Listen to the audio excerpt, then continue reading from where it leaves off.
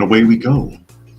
So, good morning, good afternoon, good evening, everyone, wherever you happen to be in the world today. Welcome, one and all, to Coffee Talk. It is time once again for Coffee Talk Live, where we will be taking a look at the news, having a little bit of discussion, taking a look at some clips, having some dialogue with those of you who are able to join us for the live portion.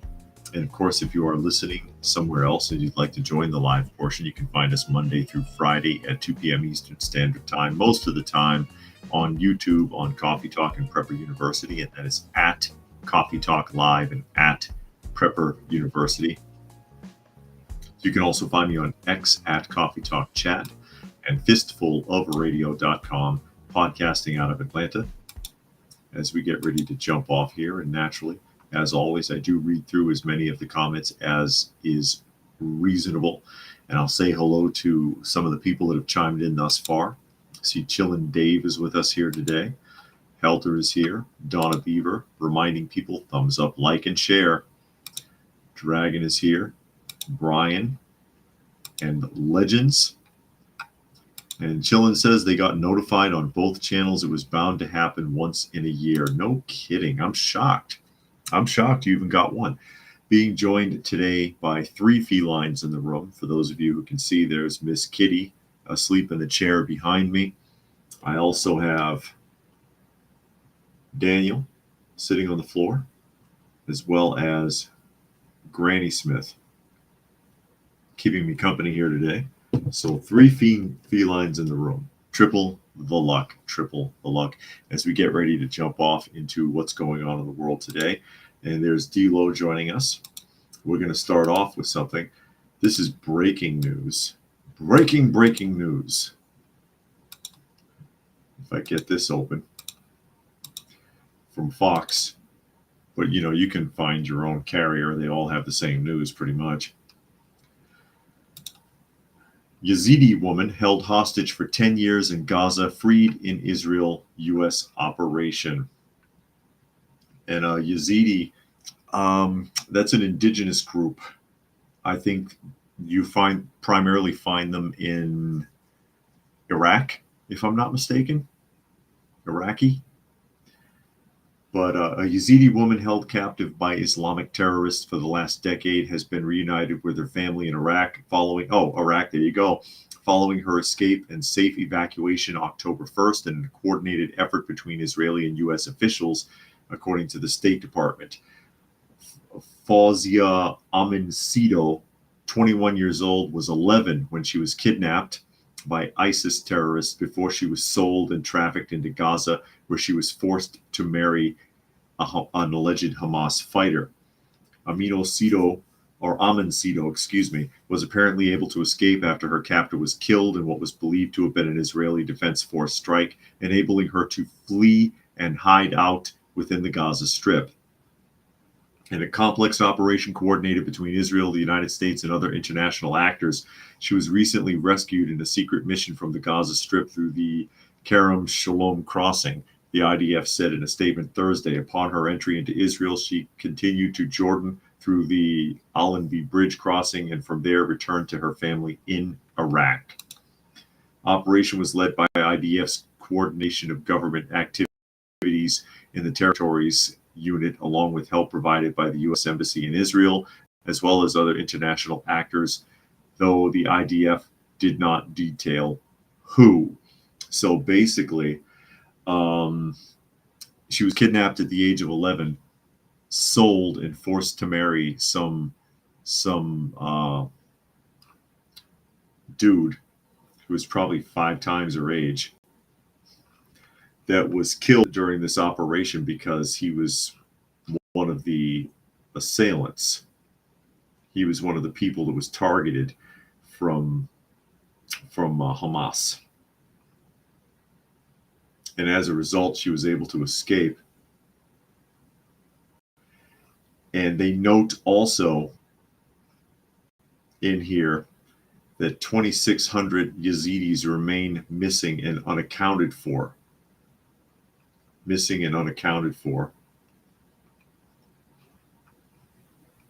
So remind me again who the bad guys are here. Somebody help me out. Remind me again who the bad guys are here. It says ISIS attacked Yazidi populations in northern Iraq town of Sinjar, August 2014, abducting 6,400 people and killing 1,200. Roughly half of the abductees have reportedly been able to escape or have been freed. And she's one of them. Yeah, Flukeman has joined us. And Chillin says Muslim-based, I believe. But yeah, somebody needs to go down to these college campuses and talk about this. Talk about this while they want to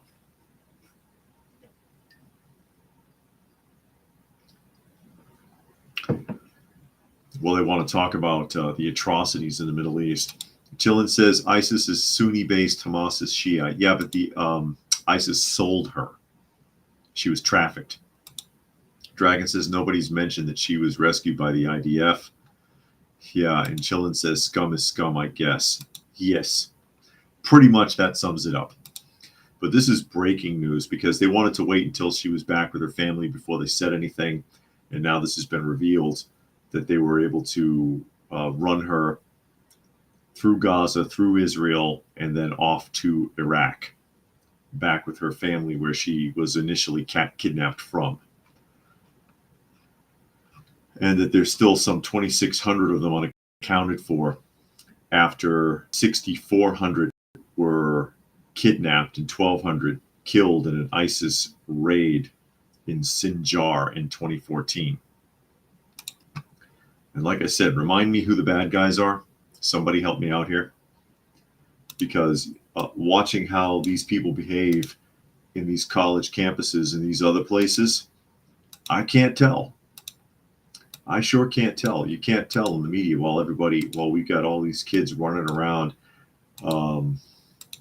waving Palestinian flags. It's confusing, isn't it? You know what else is confusing? That there's no money from FEMA for relief from Hurricane Helene. Have you heard any of this? No money. FEMA's broke. And this is going to be a Shore News Network article if it opens up.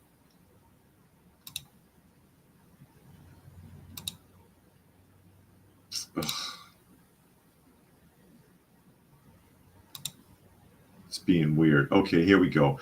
FEMA is out of money for U.S. hurricane victims after its $640 million in migrant funding.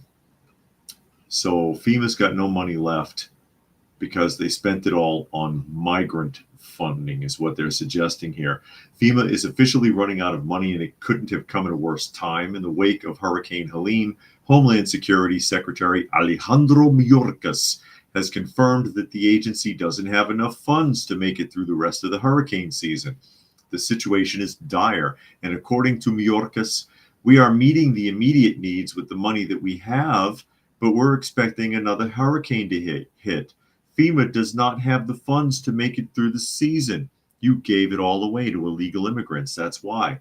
With Helene having already caused catastrophic damage across multiple states, destroying homes, flooding entire towns, and taking lives. The agency is struggling to keep up with recovery efforts, and the need for assistance is only growing as more than 150,000 households have registered for help. And that number is expected to keep rising. Mayorkas didn't mince words when he said the breadth of its catastrophic reach is unprecedented, calling the storm's impact historic. Yeah, everything is freaking historic now. But here's the kicker. While FEMA scrambles to find funding for hurricane survivors, the U.S. Department of Homeland Security allocated $640 million to assist with the arrival of non-citizen migrants. Of that amount, $300 million will be distributed through the state and local assistance programs, while $340.9 million is set aside for competitive funding, whatever the hell that means. This move has sparked controversy, as many are wondering why such massive amounts are being funneled toward migrant services when American citizens facing the aftermath of natural disasters are being told FEMA is broke. That FEMA is broke. Is anybody shocked by this. It's the same argument that everybody's been having since day one, since 2020, when Biden won the election and he, on his first day in office, which actually would be 2021, first day in office, signed an executive order throwing the doors of the border wide open. And millions of people have flooded in here. And the taxpayers are stretched to the limit funding this stuff. Funding it. Chillin says their life is super blessed compared to so many others. True enough.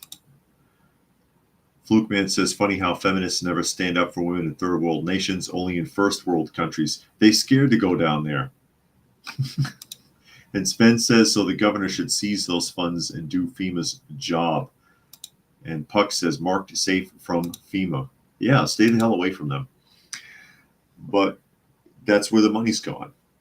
Never mind all the money that's gone overseas. Let's not even get started on Ukraine and how many billions of dollars were funneled into the Ukraine.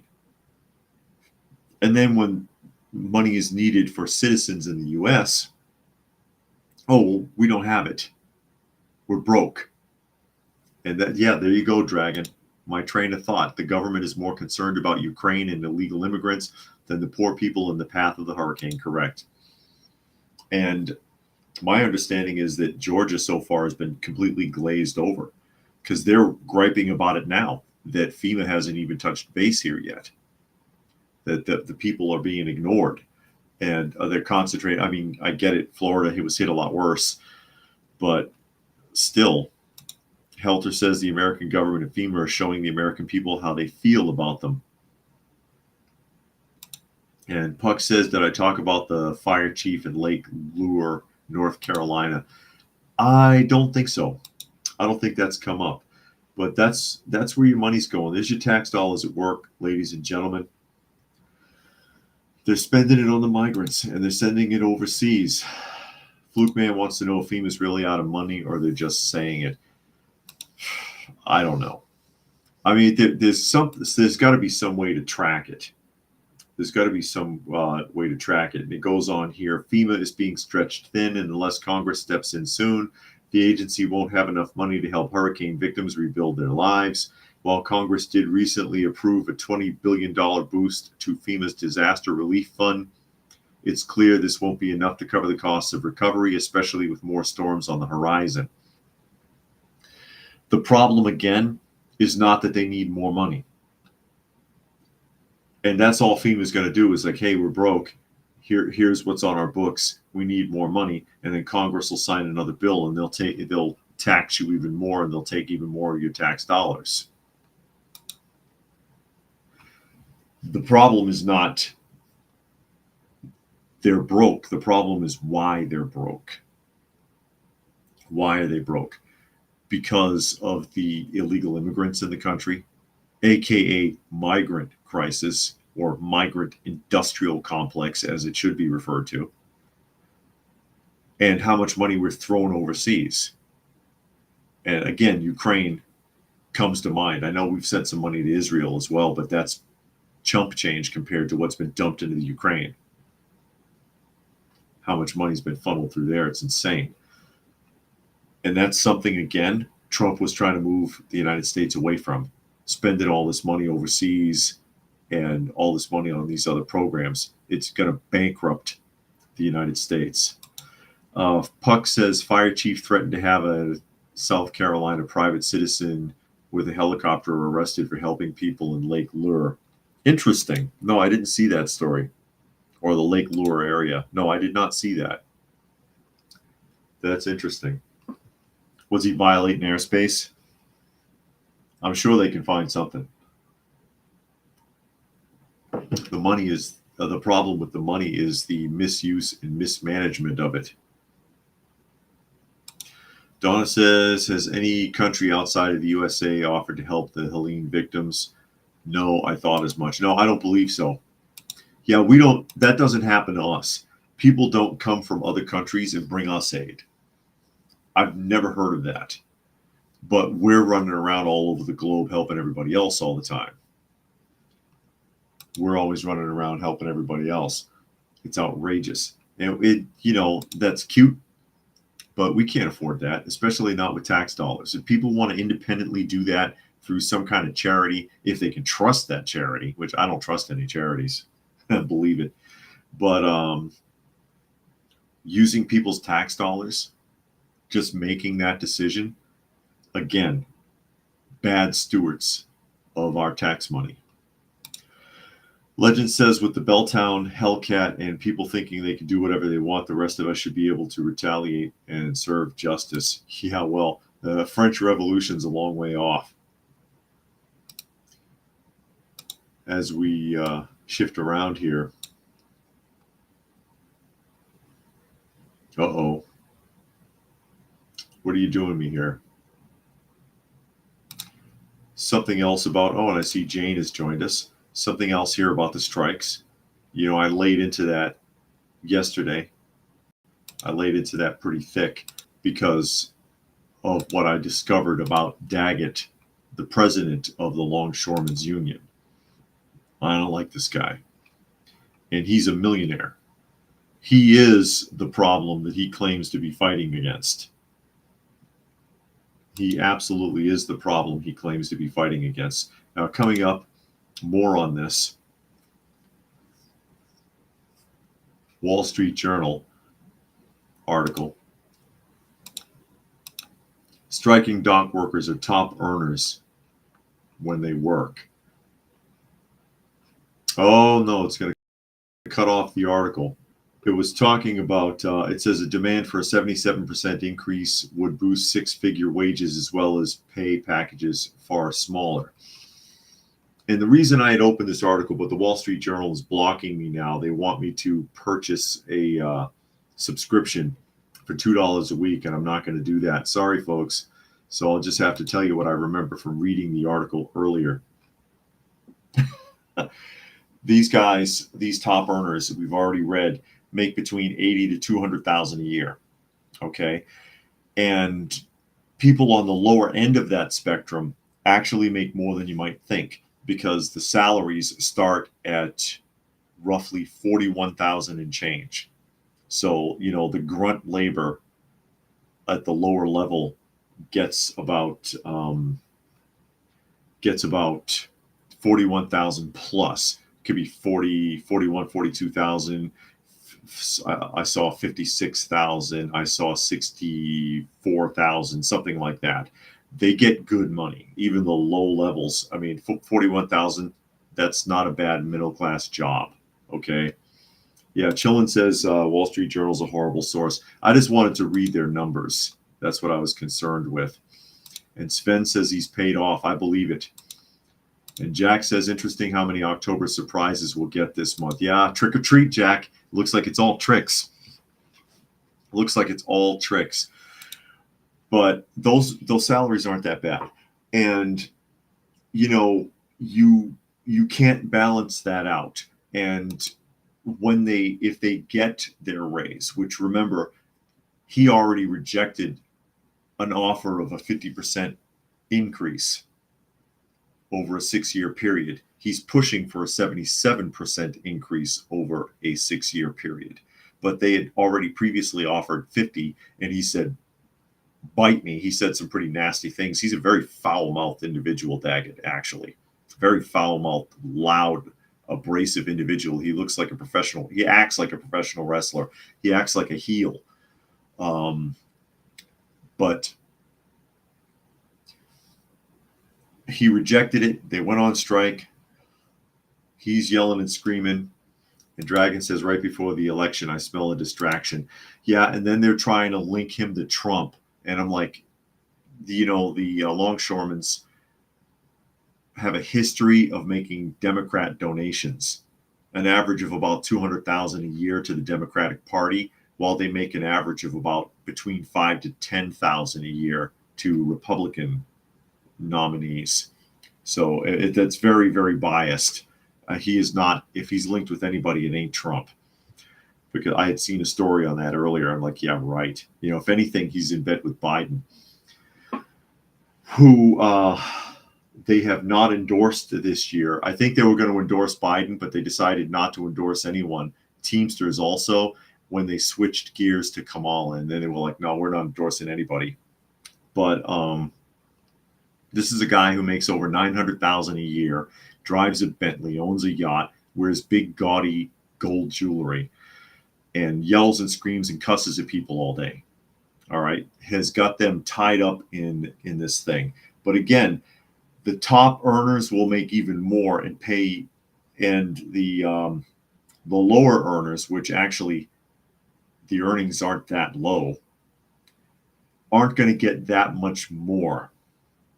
Aren't going to get that much more. And you're paid based on a skill, and that makes sense. That makes sense. Just like when I was at, and this is where you find the contrast with all of these unions.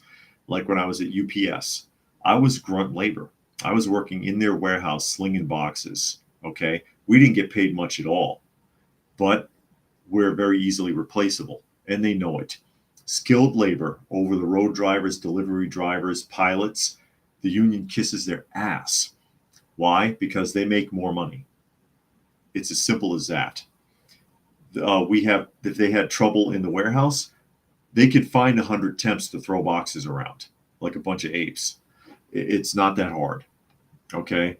Same thing at Frito-Lay. They had divisions within Frito-Lay, and the pay scale would change depending upon your training level. At the lowest level, you had your packers, which is the people that would take the chips off of the bagged chips off the conveyor belt and stuff them in boxes and stack the boxes on pallets. Next pay scale was box drop, operating the box dropping machines on the upper level. Next pay scale would be sanitation, and of course you're going upscale. Now sanitation's dealing with dangerous chemicals, and it's a very detailed job. Next pay scale, which is where I was skilled processor. I'm the one that worked the machinery that actually manufactured the chips. It's hot, it's humid, the machinery is dangerous, and if I screw up, the company loses hundreds of thousands of dollars. Next pay scale up with the PMO, parts machine operator. Parts machine operator. He's the guy that actually runs the machines that bag the chips, and it's a very technical position. So he's going back and forth. Usually they ran 3 or 4 at a time, one guy on 3 to 4 machines, and he goes 1, 2, 3, 4, 1, 2, 3, 4, back and forth, checking calibrations to make sure that it's not screwing up sealing and printing the bags. Next up, you got your mechanics, and so on. So you're getting paid by your grade, and they're getting paid by their grade also. Okay? They're getting paid by their grade also, and it makes sense. Chillin says UPS in Massachusetts, all temp employees that sort boxes. Yeah, because any nitwit can be trained to do it. It's a crappy media labor job, but you push your luck, and they will replace you with machines. They will replace you with machines. Okay, and that's what happened at Frito-Lay. You all know I lost my job to a robot. Shortly after, union negotiations, because the contract was up. So they fought with the union, the BCTGM. When they finished negotiations, suddenly they bring in all these robots. But what happened at Frito-Lay was they started from the bottom up. So they got rid of all of the unskilled labor, or they replaced the unskilled labor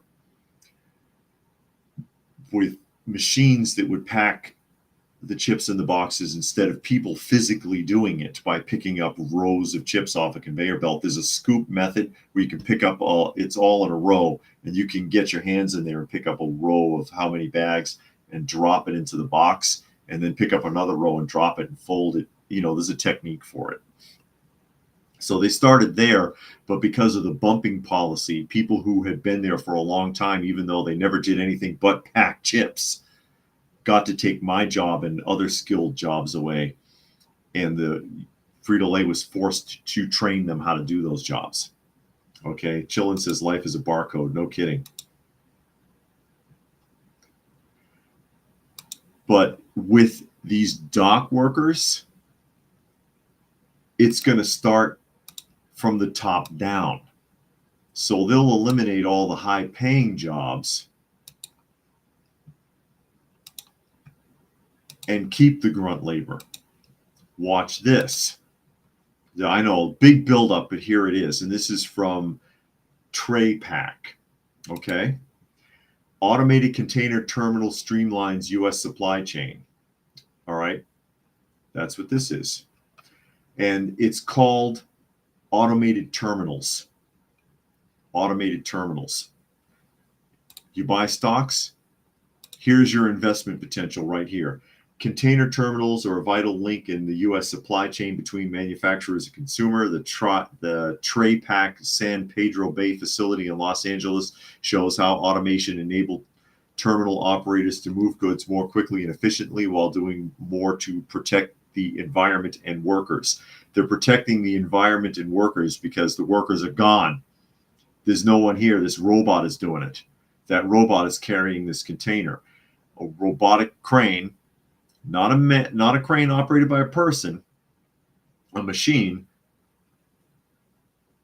can a lot more cheaply and more efficiently pick a container off the ship, put it inside one of these things, and then drive it over to the waiting trucks and load them up. There goes your $250,000 a year job. They'll start from the top down. It says, we've invested in the future using automation technologies to move cargo through the terminal quickly and safely, heighten security for personnel and cargo, minimize customer risk and delays, and reduce emissions.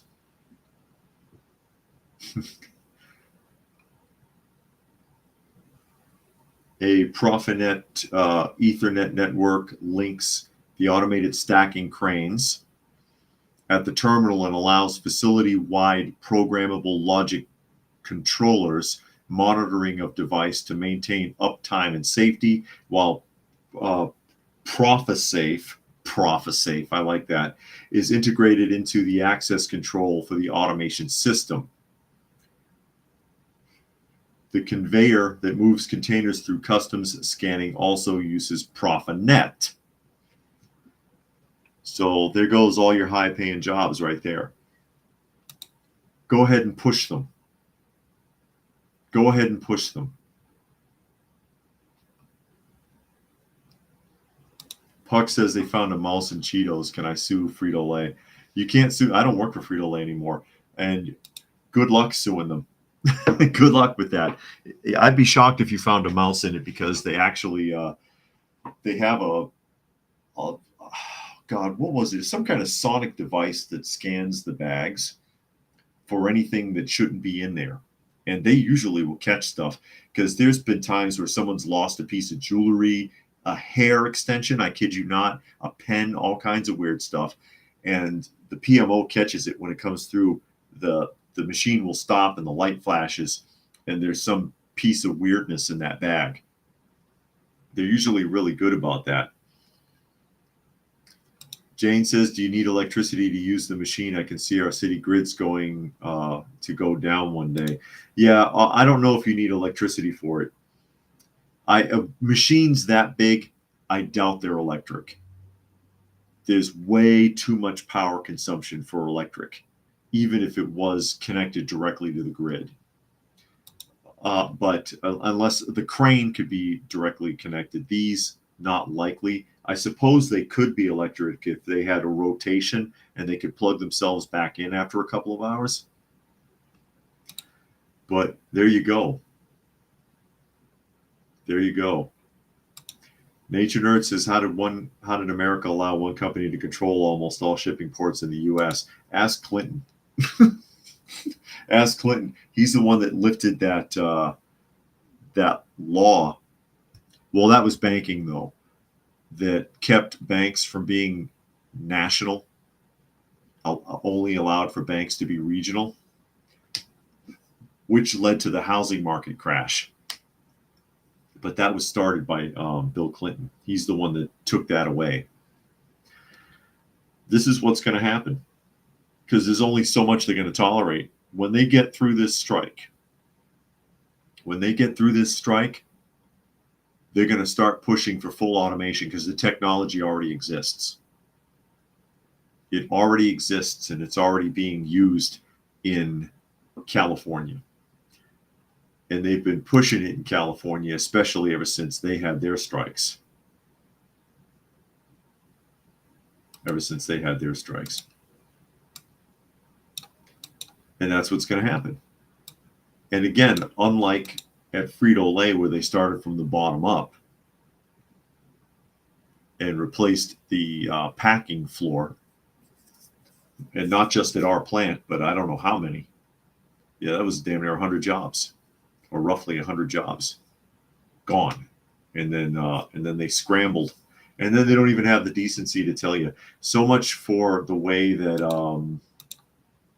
that the union is supposed to be protecting you.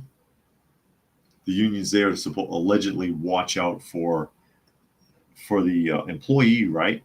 They came around on the floor one day and went around. They had some manager, Tim,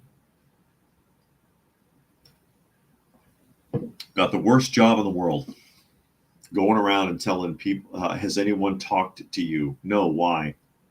I'm supposed to collect your badge and your keys today. I've just been through I've just talked to 18 people already, and nobody knew. The union's bumping people. Thanks for that. Nature Nerd says, shouldn't shipping port monopolies be broken up? Technically, yes. Fluke Man says, why would anyone wear jewelry and hair extensions in food production? Bit of common sense tells you they need to be taken off before going into the production area. You're supposed to take the jewelry off, and you're supposed to wear a hair net. And if you have facial hair, you're supposed to wear a beard net also. And again, yeah, you're supposed to remove your jewelry. Some people don't. I did work with a woman who lost her ring once. The PMO caught it because the detector found it in a bag. I did not see anyone lose a hair extension, but if they find stuff, they will pin it up on the board up front. And there were a couple of hair extensions on the board that looked like they had been seasoned like Cheetos. And the warden has joined us. And Puck says, high unemployment is part of the Cloward Piven strategy. And there that is again. But that's ultimately what's going to happen. And like I had pointed out, unlike at Frito-Lay, where they started from the bottom up, which was destructive enough, these guys are going to start from the top down. Automated cranes, automated loaders, and a machine doesn't have to take a break, doesn't come in late for work. There's no risk of loss of life or limb. It'd be a lot more precise, quite frankly, a lot more precise than most human handlers. Picking the containers off the ship, putting them on one of those loaders so the loader can drive it over to the waiting truck and probably not make a mistake. And vice versa, reloading tankers to be shipped out to somewhere else. And there goes your $100,000 and $200,000 and $250,000 jobs. Bye. So what do you expect? And this is and I almost wonder, it was mentioned earlier that they think that Daggett is a plant. Wouldn't surprise me. Wouldn't surprise me if it turns out he was taking bribes from speculation. I got to say it. If he was taking bribes from the manufacturers of those machines to push the companies that are running these docks to hurry up and negotiate with the unions and then start working on breaking them up by replacing their jobs with machines. He don't care about nothing. I mean, the guy's a blowhard, screaming and yelling in the camera. I mean, he's got his moment to shine, and he's going to show his ass, and that's all he's been doing, showing his ass and screwing up people's lives. And everybody be like, oh, yeah, we got our contract. You had a contract anyway. The company already offered 50% increase over 6 years. That's pretty damn good at those salary rates. That's pretty damn good. Who are you actually representing? How are you representing your workers if you're taking their money and making political donations? How are you representing your workers if you're paying yourself damn near $1 million salary as the president of that union? It seems unethical. It seems unethical to me. I don't get it. I do get it. It's corrupt. It's corrupt. And then, of course, because people are dumb, I'm going to get into that in this next article. Flukeman says, can the robots be hacked via the internet or through hardwired? Possibly. That's a possibility. That's always a possibility. If anybody is actually going to do that. Nature Nerd says automation also means getting rid of papers for a truckload and using phone barcodes. This is a ESSA News article. Dock worker strike sparks toilet paper panics across the United States. And here's a photo. That photo looks like it's at like Sam's Club or something. I don't know. And you see all these people have their carts are full of toilet paper and tissues and bottled water and detergent. Tons of it. Is that a Sam's Club or something like it, or Costco maybe? And you'll remember when I did a live stream some days ago, I had mentioned being in the supermarket before the strike jumped off, and their toilet paper offer, it was a Kroger, their toilet paper was almost wiped out because people are panicking. Hey, that's why you prep, folks. That's why you prep. We're good for toilet paper and all of that for quite some time. And also, I'll remind you, if you cannot find toilet paper, paper towels, detergent, any of those consumer goods, check out your local flea markets. And you can find the stuff that fell off the truck for dirt cheap. Mostly it's damaged merchandise that was bought out in bulk from the warehouses. That's where a lot of flea market people get that stuff. There are some shady characters out there though, but you can get that stuff bulk for half what you pay in the supermarket sometimes, easily. Or the detergent, my wife buys the 5-gallon buckets of Tide for like $20. And Puck says toilet paper is imported. I'm not sure. I'm not sure how much is imported. It seems like something they would make right here. But that's a good question. But for some reason, that's what people do. Anytime there's any kind of problem, they panic. They panic buy, and they buy toilet paper, and they buy bottled water, and they buy paper towels, baby wipes, and laundry detergent because they don't keep that stuff in supply. They buy it as they need it. Don't you remember in Step Brother? Yeah, Puck says people are stupid. Yeah, don't you? If you've seen the film Step Brothers, he goes to clean up Will Ferrell's character and realizes he has no toilet paper at all in his apartment. People live like that.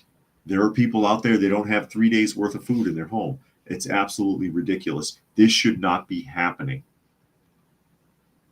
Helter says you'd think they have leftover paper from the first time they cleared the shelves in 2020. No, because they figured, oh, well, I'm all good, and they used that up, and they went right back into their old habits. And here they go. And Sven says toilet paper comes largely from Georgia. Yeah, they do have a lot of tree cutting out here. Strangely, the part affected by the hurricane in Pennsylvania does.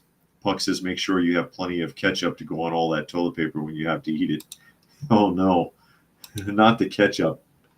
Article reads, the ongoing strike of dock workers at ports at the east coast of the U.S., which began at the start of October, has become a catalyst for panic buying.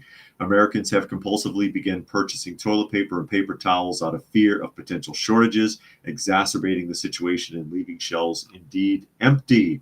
CNN writes that the toilet paper shortage in American stores bring back memories of the plandemic, although the current empty shelves are not a direct result of the port strike that began Tuesday. The compulsive behavior of customers, termed panic buying by the media, has led to these shortages. Correct. Hundreds of photos shared on social media on Tuesday show empty shelves in American stores where toilet paper and paper towels are normally stocked. And that's what they do, because as was pointed out here by Puck, people are stupid. People are stupid. And Dragons suggests that wiping will be the least of their worries when SHTF. And Flukeman says avoid supermarkets, go to warehouses and factories during SHTF. And Tuck says, have you got a bidet? Well, if it's grid down, that bidet, or bidet rather, if it's grid down, the bidet ain't gonna work. And Donna says they live on the Tennessee line. They have 2 grocery stores in town. There's no meat or dairy or toilet paper. That's crazy. Kroger was short on bread too, but that was because of the biolab fire and explosion, and so the trucks were cut off for a couple of days. But the panic buying was going on. There were even people in the supermarket. One woman actually ran up to my wife and said, "Hey, get the toilet paper while you can." And my wife's like, "Yeah, okay." And she thought that was pretty funny because we get a ton of it. We're good for a long time. Nature Nerd says the Jones Act bans any ship with parts not made in America not allowed to go down even a river within the U.S. slows down the U.S. economy a lot. It also slows down the U.S. economy a lot that we import practically everything instead of manufacturing it here like we should, forcing us to be codependent on other countries who can crush us in a heartbeat. Remember the oil embargo during the 70s and how they crippled the United States because we were codependent on like every other country for oil. Brian says apparently people also use toilet paper to wipe after. Oh, gross. Why do you have to bring that up, Brian? Jericho says, I saw somewhere the most toilet paper companies do reside here on land. It's not really transported. Stores in my town have been cleaned out. It's pitiful. That's that panic buy. People are dumb. They're like, oh, God, I'm not going to be able to get toilet paper. You know what I'm saying? And so they run to the store. They get toilet paper and paper towels. And then when it blows over, they don't learn from that. And they use it up. And then they go right back to buying it as they need it with everything else. From the groceries, the laundry detergent, whatever it is that they use on a regular basis. And Tuck says they're near Fort Lauderdale. I just came back from Walmart. Over half the bottled water is gone.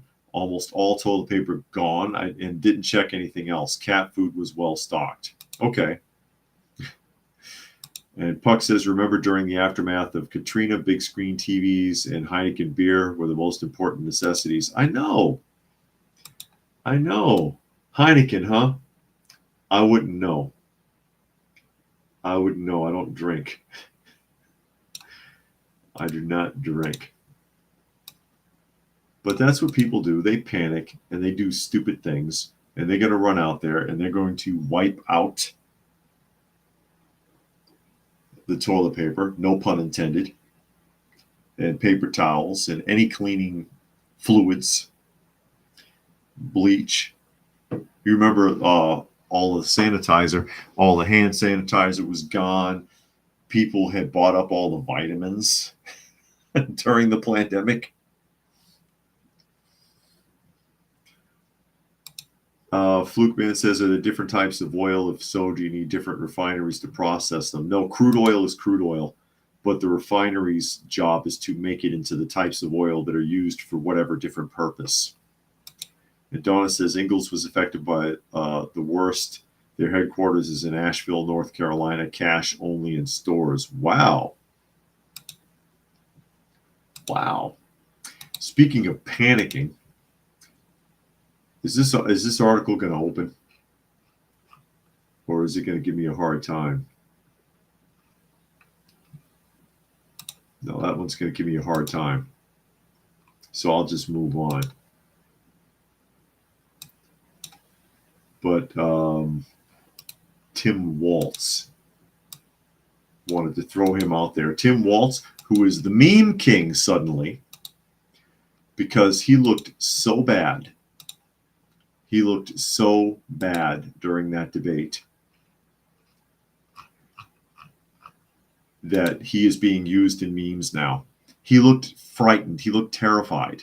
He looked like he just walked into his hotel room, like he went to a conference or whatever, and came back to his hotel room and found a murdered prostitute there. And he has this look on his face like, oh God, sheer terror. Like, oh my God, I'm so done. Someone's going to blame me for this and I'm going to go to hell. That's what Tim Waltz looks like. He looked like total fear, and looking at the camera and staring. Well, actually, he was staring at the moderators, hoping they'd save him. Nature Nerd says 1977 was the last longshoreman strike, which probably crippled Jimmy Carter's economy, probably contributed to Ronald Reagan winning in such a landslide.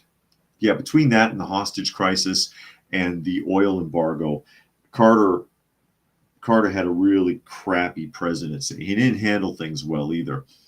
And also he created I believe it was him, created the Department of Education, and I still resent him for that to this day. Daily Mail article, Tim Waltz's tight ties to Chinese military and Wuhan lab are now under scrutiny.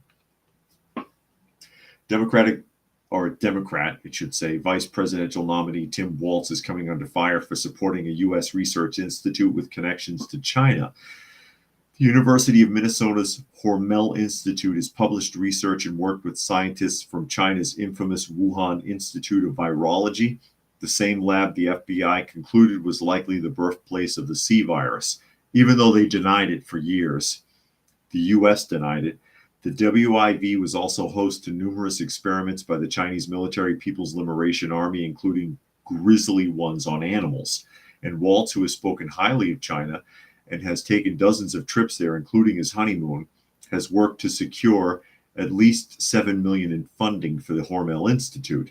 It comes as the scrutiny on Waltz's connections to China have taken center stage, including during the vice presidential debate Tuesday night, where he called himself a knucklehead for misspeaking about his past travels to the communist country. And what they're referring to there is that he has been saying for years that he was in China during Tiananmen Square, and that's a lie. It's been exposed now that that's not true.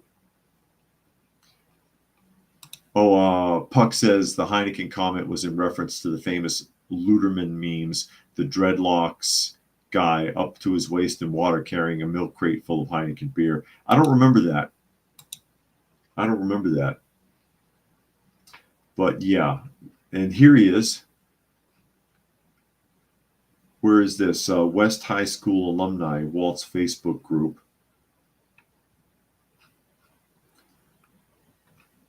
And where's that? That's him on a trip to China. Waltz has been to China many times. I think more than 30 times he has been to China. He has strong ties to China. I think his first job was in China as a high school teacher. He spent his honeymoon in China. He claims to have been to Tiananmen Square, but now he's retracted that. He said he misspoke. And again, you misspeak the first time, but if you keep talking about it, it's not misspeaking anymore. It's outright lying. So he outright lied about being at Tiananmen Square. I'm sure he has been to Tiananmen Square, but he wasn't there when it happened. He embellishes himself. He puffs himself up and he adds things to stories, turning a truth into a lie. And he does have very strong connections to the Chinese government. And they should be concerned about it. He shouldn't have even gotten as far as governor, in my opinion. I don't trust it at all. It says it's the latest development in the series of coverage looking into Waltz's ties to the communist-run nation during Tuesday's vice presidential debate between Waltz and Republican nominee Vance. A question about the Democrats' past claims regarding a trip to China arose. I was in Hong Kong on June 4th, 1989, when, of course, Tiananmen Square happened, Waltz said in a June 2019 radio interview. Waltz repeated his statement that he was in Hong Kong during the protests at a congressional hearing in 2009. 20 years ago today, I was in Hong Kong preparing to go to Foshan to teach at Foshan No. 1 Middle School, he said, on June 4th, 2009. However, reports indicate Waltz did not arrive to China until August of that year, meaning he could not have been in Hong Kong when the massacre occurred. And now he claims, quote, I had my dates wrong. I was in Hong Kong and China in 89, he told reporters. I need to be clearer. He continued, adding, I understand China a hell of a better than Trump. Why did he mention Trump? Why bring up Trump? Hell of a better? Is this the early 90s? Flukeman says there's a video that says Mexican oil is heavy with high sulfur. U.S. oil is light, and most U.S. refineries cannot process light oils. I'm not sure. Puck thinks that Waltz was driving the tank. I think that if he kept going, he'd be the guy in front of the tank with the grocery bags. He would be the guys. Nature Nerd says West Coast longshoremen get $115,000 a year. East Coast longshoremen get $85,000 a year. Big reason for the strike. Those numbers aren't 100% accurate. Also, keep in mind the West Coast longshoremen just got through with their strike and just got their pay raises. But the numbers are all over the place depending upon what your job is too. Is that the exact same job that they're talking about? Because they make anywhere up to $250,000 a year, depending upon the job.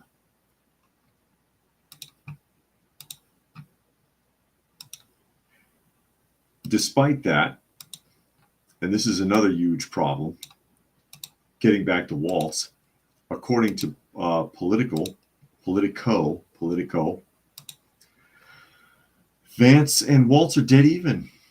Dead even, folks. Aren't you tired of hearing that? Dead even. Politico Snap poll shows stark division on the debate. And I love that shot. This is exactly what I'm talking about. Look how terrified Waltz looks in that shot. It says, talk about a divided nation. There was no decisive winner in the first and only vice presidential debate of the 24 election. Asked who won Tuesday's debate, voters were split 50-50. Over whether it was Vance or Waltz, according to Politico. Snap poll of likely voters conducted just after the two faced off in a studio in New York City. I'm willing to bet they only interviewed like 700 people. The dead heat results are a fitting reflection of the country's polarized politics, particularly as it enters the final stretch of the closest presidential election in years. I'm tired of that stuff. I do not believe for a minute that it's split like that. I don't believe it's exactly 50-50 in the dead heat. And I am tired. I'm tired of everything political in the United States for the last couple of years. Presidential debates or presidential elections, senatorial elections, gubernatorial elections, whatever. All the big stuff. Oh, it's splitting hairs. It's 50-50. It's right down the middle. It's impossible. You know what the likelihood of that is? You know what the likelihood of that is? And I wish I had the polling data. And I was looking, and I'm not seeing any of the polling data. Oh, here it is. Here it is. It's on the bottom. They surveyed. They weighed a sample of 525. So they polled 902 adults and weighed a sample of 525 from the 902. So they fixed it. It's rigged. Margin of error 3.3%, which is actually kind of high for a poll with such short numbers. I guessed 700. I guess 700 is between 5 and 900. It's close enough. You can't tell me they cherry-picked 902 people, double cherry-picked it down to 525 with a margin more than 3%. And I'm supposed to believe because of that the nation is divided 50-50 between these two. That's a load of crap. I don't believe it for a minute.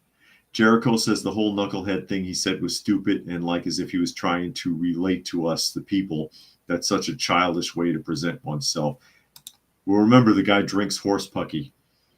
Puck says Waltz made General Schwarzkopf's coffee during Desert Swarm. Did he? Oh my gosh. Jericho says he watched the whole thing. Actually, unbelievable. But yeah, I don't believe for a minute that it's split down the middle. I can't stand it. How dumb do they think everybody is? Well, people are. People are very dumb. And we keep seeing how that's taken advantage of. You can't believe that everything is split down the middle like this, because you see it in all the polls. And I'll open this one up really quick as we get close here. And this is a Hill article. Trump edges Harris by 1 point in Wisconsin poll. Yeah. Former President Trump leading Vice President Harris by a razor-thin margin in the battleground state of Wisconsin. Trafalgar Group survey asked voters in the critical swing state whom they'd cast their ballot for if the election was tomorrow. The numbers show Trump with a 1.1 percentage above Harris. Really? 1.1%. It's that close. And this one also has the survey data. Conducted September 28th through the 30th. They surveyed 1,079 people with a margin of error of 2.9%. Again, that's too high.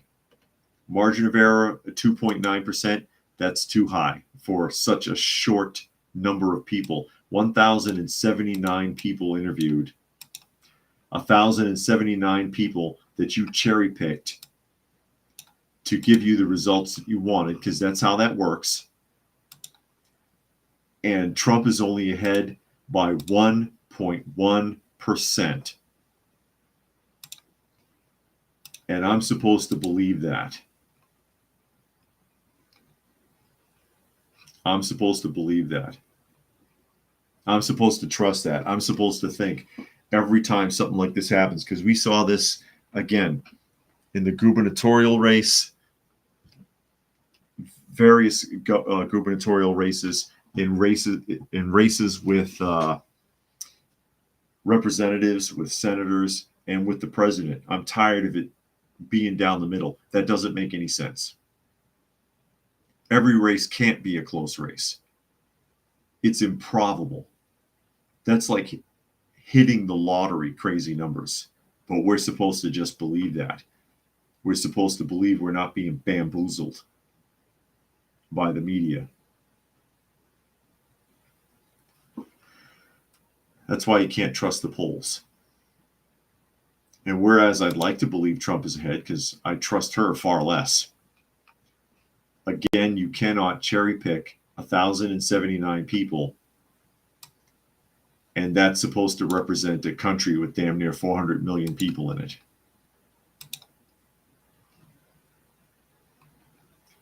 Puck says Harris will win according to Dominion. No kidding.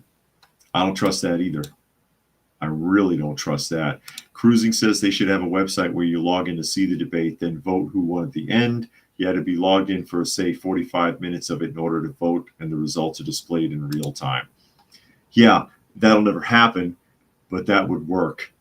And Mandanimal says, of course, liars, damn liars, and statistics. The statistics are fraudulent because they do cherry pick. That's why if you ever tried to get into an online survey and suddenly it kicks you out and says, oh, sorry, our survey is full, that's how they get rid of you, because they think that you're not going in the direction of why they were hired. They were hired to get a result, not to find out the truth. It's not the truth. But anyways, One last look at the babies. There they are. There's Daniel still asleep. There's Granny Smith still asleep. And of course, Miss Kitty still asleep back there as we get ready to wrap up. As we are at the top of the hour, again, you are listening to and or watching Coffee Talk, and you can find the live portion Monday through Friday at 2 p.m. Eastern Standard Time on YouTube at Coffee Talk Live and at Prepper University. You can find me on X at Coffee Talk Chat, and you can find me on fistfulofradio.com, podcasting out of Atlanta. So with that, we'll go ahead and wrap up. Thank you, everybody who was able to join us here today. As always, hope you got something out of the conversation. And we will catch you